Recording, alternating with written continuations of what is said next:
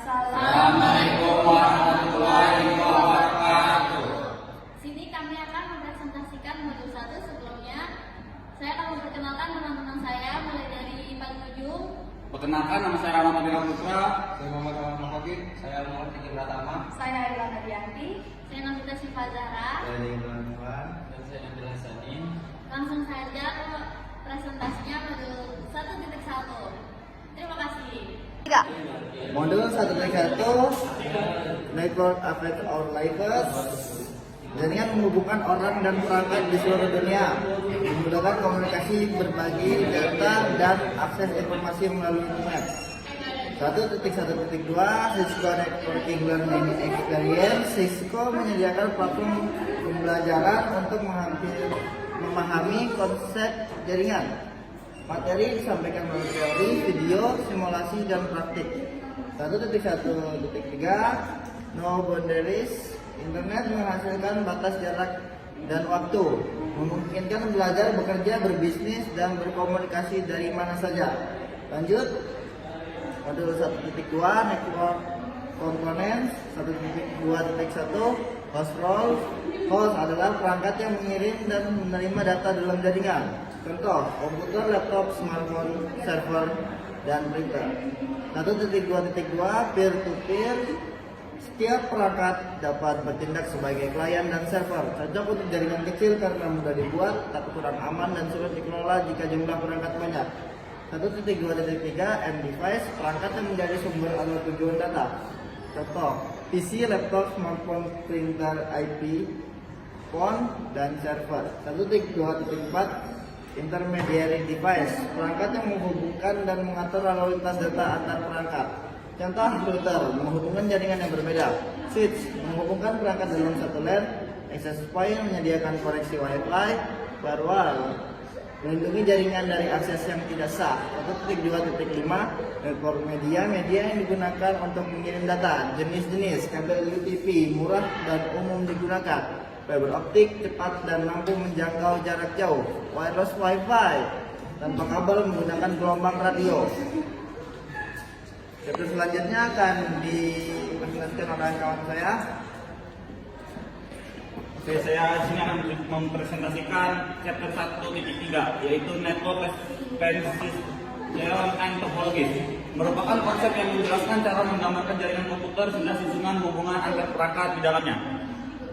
Referensi jaringan ini digunakan untuk memvisualisasikan perangkat dan koneksi melalui diagram jaringan.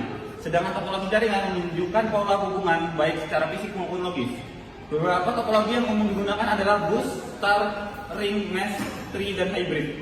Pemahaman terhadap representasi dan topologi jaringan sangat penting untuk membantu proses perancangan, pengelolaan, dan pemeliharaan jaringan agar bekerja secara efektif dan efisien. Lalu 1.4 yaitu Common Types of Network merupakan jenis-jenis jaringan komputer yang dibedakan berdasarkan cakupan wilayah dan penggunaannya.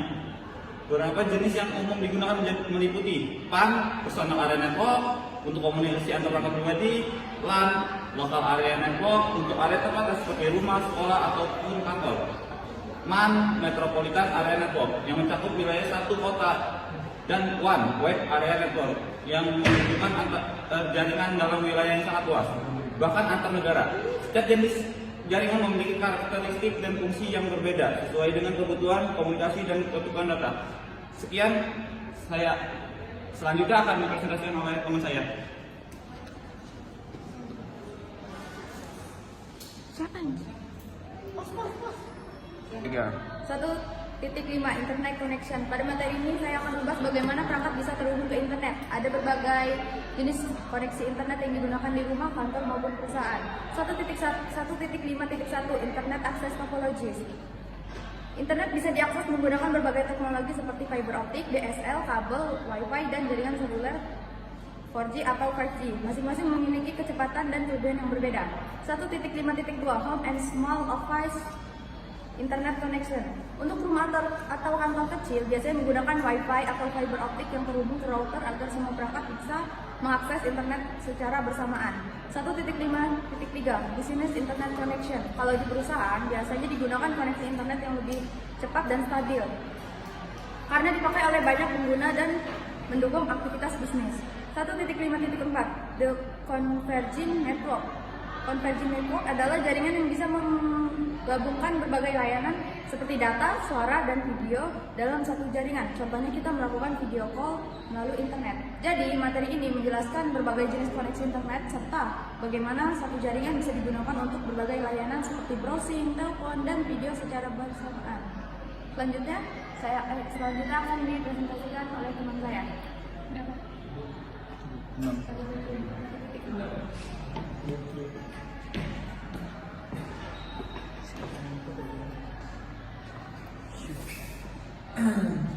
Jadi saya akan menjelaskan pada modul 6 bagaimana isinya itu reliable network. Jaringan yang andal atau reliable network adalah jaringan yang mampu memberikan layanan secara stabil, cepat, aman, dan tetap berfungsi meskipun terjadi gangguan.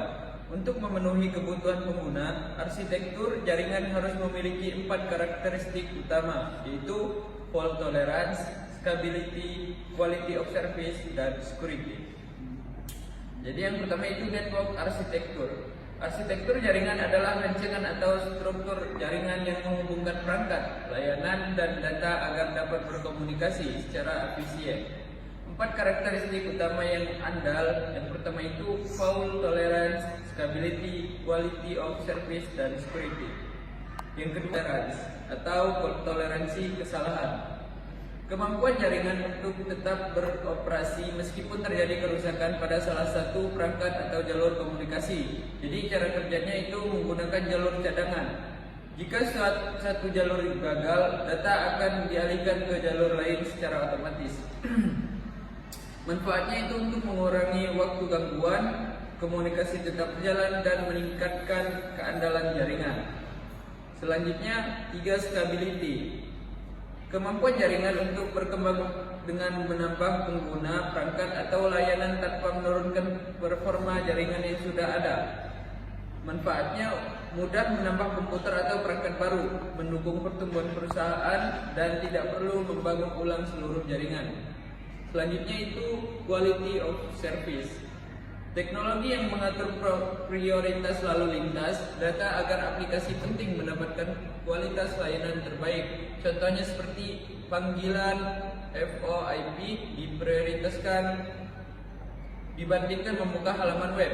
Video konferensi tetap lancar walaupun jaringan sedang sibuk. Manfaatnya itu untuk mengurangi keterlambatan, mengurangi kehilangan paket, menjaga kualitas suara dan video. Selanjutnya network security. Perlindungan terhadap perangkat jaringan, data, dan informasi dari akses yang tidak sah maupun serangan. 3 prinsip utama keamanan atau CIA. Confidentiality. Data hanya dapat diakses oleh pihak yang berwenang. Yang kedua ada integrity, yaitu data tidak berubah selama proses pengiriman. Yang ketiga itu availability, data dan layanan selalu tersedia bagi pengguna yang berhak. Contohnya seperti login menggunakan username dan password, firewall, enkripsi data, pengaturan hak akses pengguna. Sekian presentasi dari saya, selanjutnya akan dilanjutkan oleh teman saya. Selanjutnya saya akan mempresentasikan modul 1.7 Bring Your Own Device atau BYOD.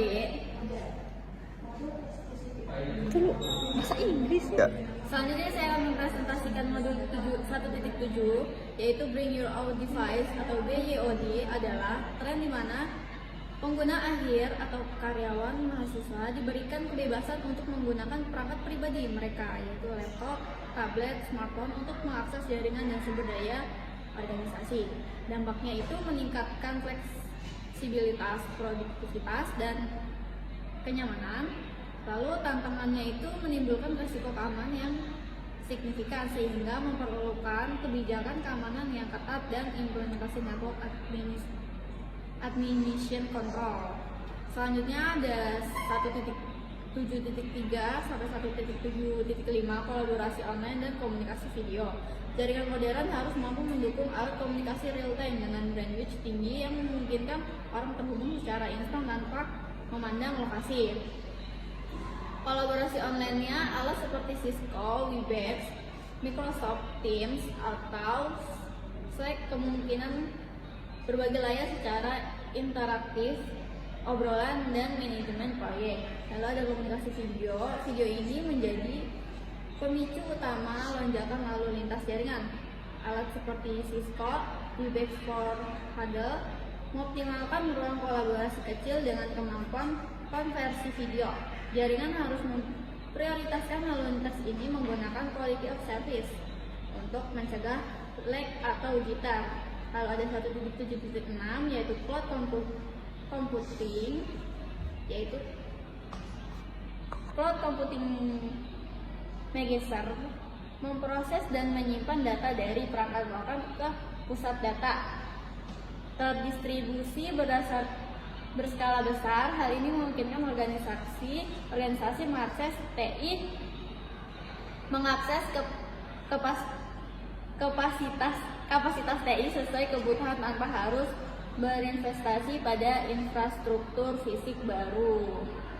Sini ada model penyebaran cloud, yaitu ada public cloud, private cloud, hybrid cloud, dan community cloud. Lalu ada 1.7.7 sampai 1.7.9 yaitu tren jaringan rumah dan broadband jarak jauh. Jaringan tidak lagi hanya untuk perusahaan besar. Jaringan rumah telah berevolusi untuk mendukung teknologi cerdas dan alternatif breadboard yang fleksibel. Yaitu ada tren teknologi di rumah, otomatis rumah pintar atau smart home, mengintegrasikan perangkat elektronik, pencahayaan sistem, keamanan, dan hiburan ke dalam satu jaringan yang terpadu. Lalu ada power line networking, yaitu teknologi yang menggunakan kabel listrik yang sudah ada di rumah untuk mengirimkan data jaringan ini. Ini sangat berguna ketika kabel Ethernet bisa ditarik dan sinyal WiFi terhalang oleh dinding yang tebal. Lalu selanjutnya ada wireless broadband, yaitu menghubungkan rumah dan bisnis kecil tanpa kabel fisik. Yaitu ada wireless internet service provider, seluler, dan satelit. Selanjutnya akan dilanjutkan oleh teman saya.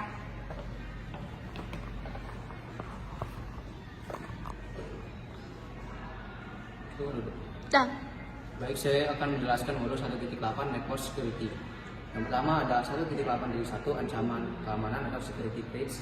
Keamanan jaringan merupakan prioritas utama bagi administrator karena adanya resiko nyata berupa pelanggaran data yang dapat mengekspos informasi pribadi. Keamanan jaringan sendiri adalah elemen integral dalam infrastruktur komputer, baik untuk jaringan rumah tangga maupun perusahaan, yang harus mampu menjaga data tanpa mengorbankan kualitas layanan. Ancaman terhadap jaringan dapat bersifat eksternal maupun internal. Ancaman eksternal yang umum meliputi infeksi perangkat lunak berbahaya seperti virus, worm, trojan, hoax, spear, hardware, zero day attack, serangan aktor jahat atau DOS, inspeksi data, dan pencurian identitas. Selain itu, ancaman internal sering menjadi penyebab utama kebocoran data yang bisa disebabkan oleh perangkat yang hilang, kesalahan prosedur oleh karyawan, hingga tindakan jahat dari dalam organisasi. Dengan berkembangnya strategi Bring Your Own Device (BYOD), data perusahaan menjadi semakin rentan, sehingga kebijakan keamanan harus mampu mencakup perlindungan terhadap ancaman dari luar maupun dari dalam.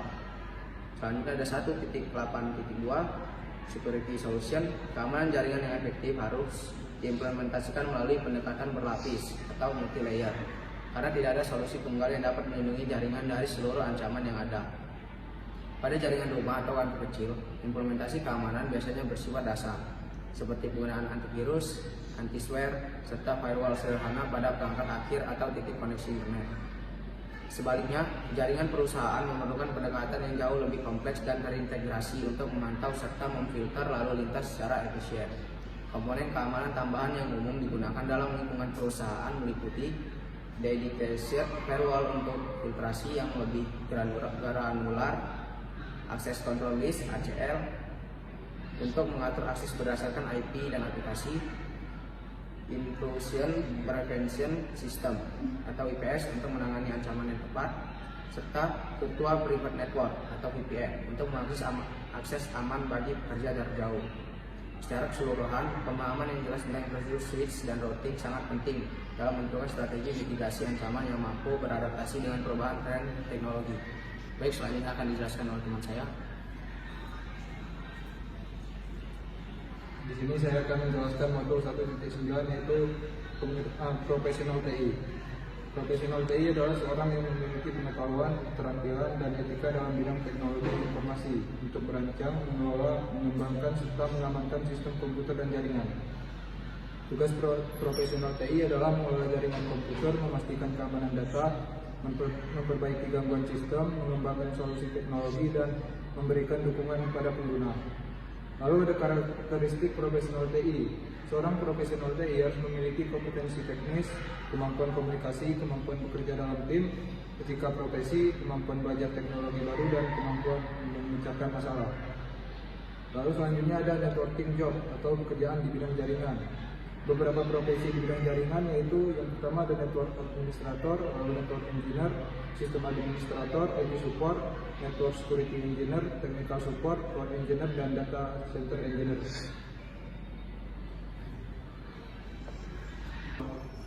Sekian presentasi dari kami.